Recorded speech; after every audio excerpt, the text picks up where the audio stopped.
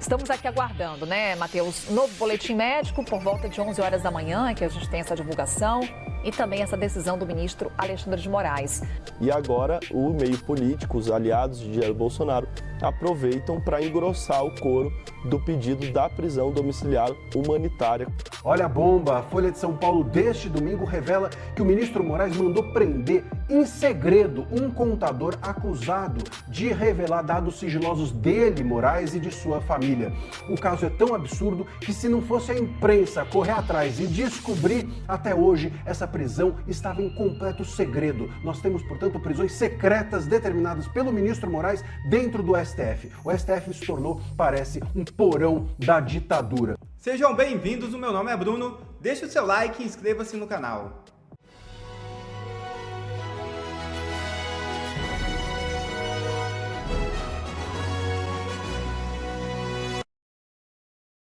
Malu Gaspar mostra a saída honrosa para Moraes mandar Bolsonaro para casa. É isso mesmo.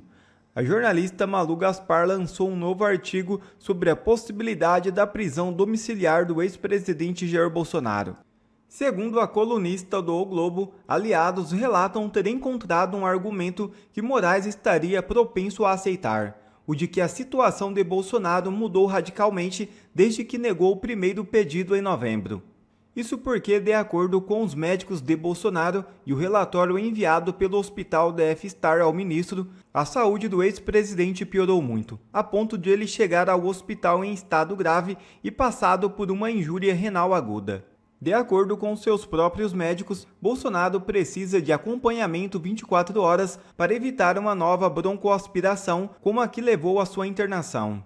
Apesar de não ter nenhuma vontade de atender aos pedidos dos advogados de Jair Bolsonaro, Moraes recebeu vários apelos de outros ministros do Supremo e até interlocutores de Lula preocupados com o risco de Bolsonaro morrer na cadeia, que impulsionaria a candidatura presidencial de Flávio. Diante de todos esses apelos, Moraes parece mais disposto a atender ao pedido, desde que não fique patente que ele cedeu, mas sim que a reconsideração se deve a uma mudança drástica no cenário que se tinha até então. Também vamos falar sobre o ex-presidente Jair Bolsonaro. Continua internado em um hospital lá em Brasília, em tratamento de uma pneumonia.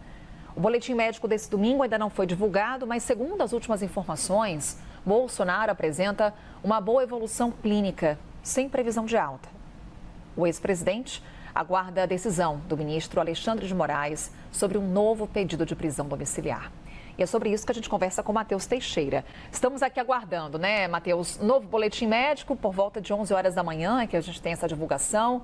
E também essa decisão do ministro Alexandre de Moraes, que pediu manifestação da Procuradoria-Geral da República sobre essa mudança de regime prisional. Matheus, primeiro que temos de informações com relação à possibilidade de avanço desse pedido de prisão domiciliar, quinto pedido da defesa do ex-presidente Jair Bolsonaro, e também a outra frente que se abre, que é uma frente política.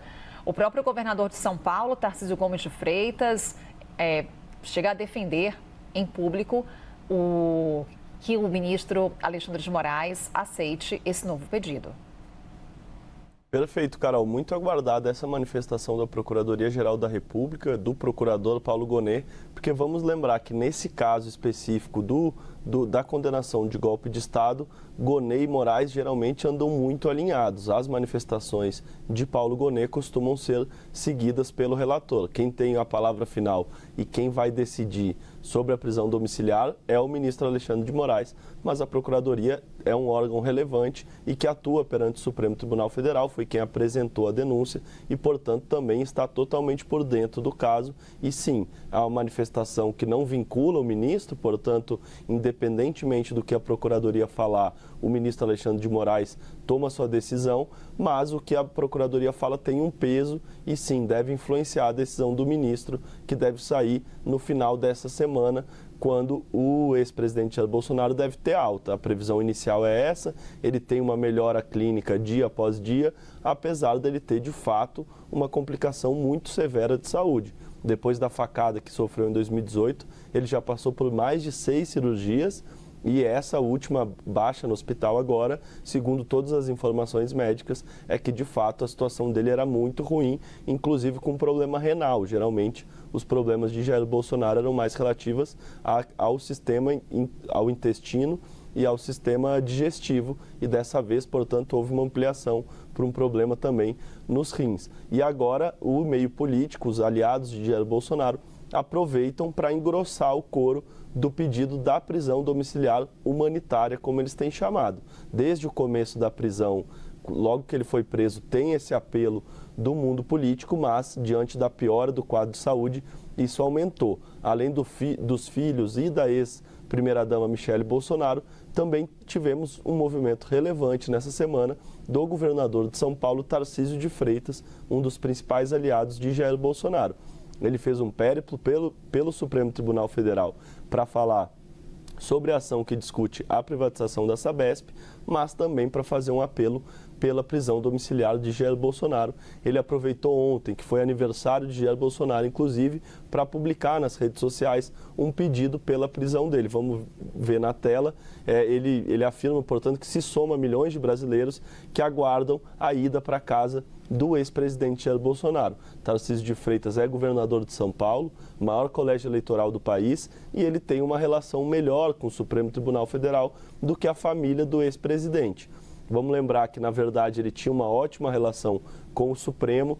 No fim do ano passado, em setembro, houve uma manifestação de apoiadores de Jair Bolsonaro, numa época que ele ainda tinha esperança de ser escolhido o sucessor, o candidato à presidência nesse ano, e ele esticou a corda com o Supremo, chamou Alexandre de Moraes de tirano, ele que tinha uma boa relação com o ministro. E agora, depois de, na verdade, ele ter visto que o candidato é Flávio, não ele mesmo, ele tem recalculado a rota e tenta se reaproximar do Supremo Tribunal Federal e tenta se valer dessa relação melhor com o Supremo do que os parentes de Bolsonaro para fazer uma pressão, para fazer um apelo pela prisão domiciliar do ex-presidente Jair Bolsonaro, que a gente deve ver, pelo menos até o fim dessa semana, caso de fato ele tenha alta, a manifestação da Procuradoria e uma nova decisão do ministro Alexandre de Moraes, que irá decidir se ele tem que ir para casa ou não. Para concluir, só para lembrar que hoje, na realidade interna do Supremo, já há ministros que defendem nos bastidores essa prisão domiciliar, mas até o momento não houve nenhum indicativo do ministro Alexandre de Moraes nesse sentido. Fato é que a piora de saúde, pelo menos, cria uma condição, sim, para que ele mande Jair Bolsonaro para a prisão domiciliar. Isso a gente deve ter uma resposta até o fim dessa semana, Carol. Pessoal, e outra notícia que explodiu nesse domingo, Moraes manda prender o contador suspeito de vazar dados. Homem está preso há mais de uma semana. É isso mesmo. Um contador está preso há mais de uma semana no Rio de Janeiro, suspeito de envolvimento no vazamento de dados fiscais de familiares do ministro Alexandre de Moraes do Supremo Tribunal Federal. O caso corre sob sigilo. Olha a bomba! A Folha de São Paulo deste domingo revela que o ministro Moraes mandou prender em segredo um contador acusado de revelar dados sigilosos dele, Moraes, e de sua família. O caso é tão absurdo que, se não fosse a imprensa correr atrás e descobrir, até hoje essa prisão estava em completo segredo. Nós temos, portanto, prisões secretas determinadas pelo ministro Moraes dentro do STF. O STF se tornou, parece, um porão da ditadura. Vamos à matéria da Folha de São Paulo, aspas, um contador está preso há mais de uma semana em segredo, meus caros, preventivamente, sem condenação, sem nada, por suspeita, tá? Sob suspeita de participação no vazamento de dados fiscais de parentes do ministro Alexandre de Moraes, do STF e de outras autoridades. A prisão está mantida em sigilo, secreta, uma prisão secreta, não é nem sigilo, é secreta, porque ninguém teve acesso sequer à decisão. Eu vou te dizer disso, te dar mais detalhes disso daqui a pouco. Bom, a prisão está mantida secreta desde sábado, desde a semana passada até este sábado, ontem, dia 21, quando a própria imprensa foi atrás, descobriu o caso e fez com que o gabinete do ministro Moraes fosse obrigado a revelar a prisão e se explicar. A ordem de prisão, segundo o gabinete, foi dada pelo próprio Moraes no âmbito do inquérito que investiga os acessos irregulares a dados fiscais, ou seja, aquele inquérito que a gente conhece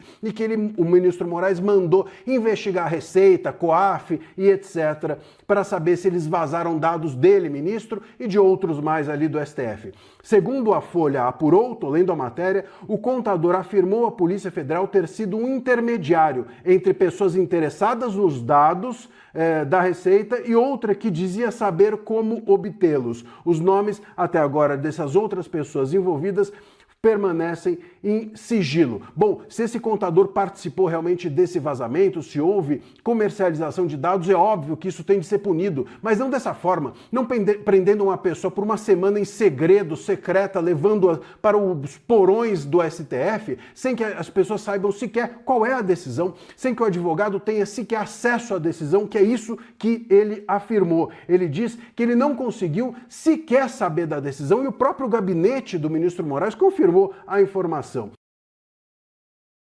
Além disso, não dá mais para tolerar de novo, como sempre, o ministro Moraes sendo vítima e sendo também juiz do caso. Isso se tornou uma banalidade, isso se tornou uma normalização, um absurdo completo, um juiz julgar aquele caso de que ele é vítima, de que seus parentes são vítima. E fora que esse contador não tem foro privilegiado. Qual é o foro privilegiado desse contador para que o caso dele seja investigado ou tratado dentro do STF? Isso é um completo absurdo. A gente criou um foro privilegiado, a gente descriou o foro privilegiado, qualquer coisa pode ser foro privilegiado hoje dentro do STF. Todo mundo sabe que o foro privilegiado ele é apenas para determinadas autoridades, não para qualquer um.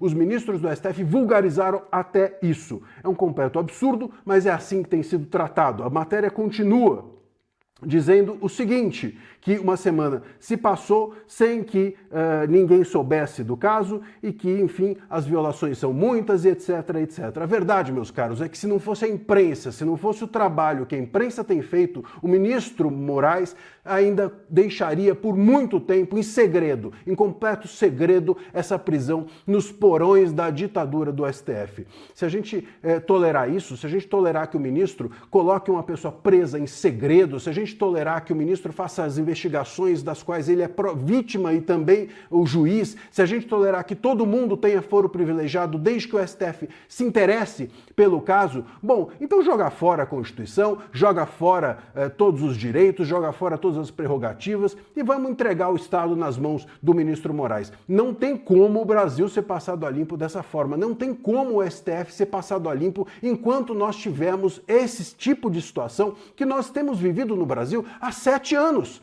Há 7 anos, desde 2019, com o início do inquérito das fake news. Mas eles não param, não tem como. O STF nas cordas, o ministro Moraes enrolado, o ministro Toffoli mais enrolado do que, enfim, tudo. E eles continuam, eles dobrando a aposta, eles continuam agindo como se eles estivessem em 2019. Isso precisa acabar. A sociedade precisa mostrar que não tolera mais isso, senão não tem forma da gente passar o STF a limpo.